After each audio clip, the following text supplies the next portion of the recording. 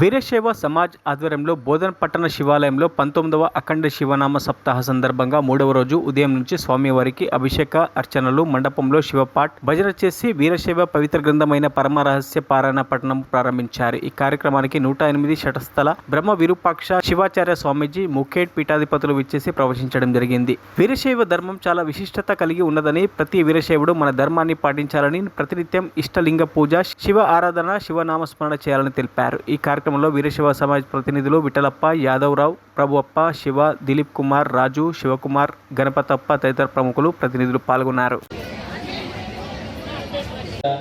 राजकारण विचार करण्यापेक्षाही तर काय होत होतं खऱ्या अर्थाने देशासाठी तुमचा हा काम.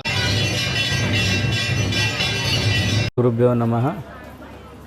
आज बोधान येथे चक्रेश्वर मंदिराचे सानिध्यामध्ये अखंड शिवनाम सप्ताह 19व्या वर्षाचं चालू आहे.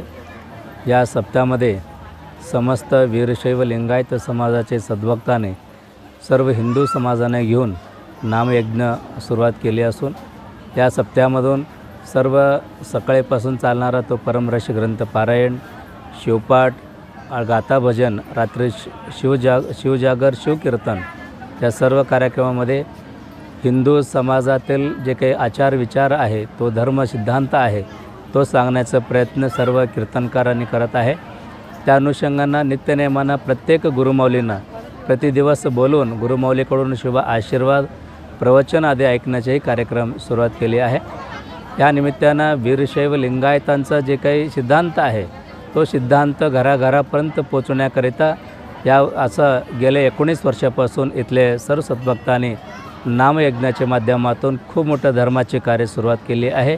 म्हणून येणाऱ्या काळामध्येही सुद्धा ह्या बोधन ग्रामामधून सर्व वीरशैव लिंगायत समाजाने ह्याच पद्धतीनं प्रतिवर्ष अखंड शिवनाम सप्ताह साजरे करून धर्माची सेवा सर्वांनी करावे एवढं ह्या प्रसंगामध्ये सांगतो.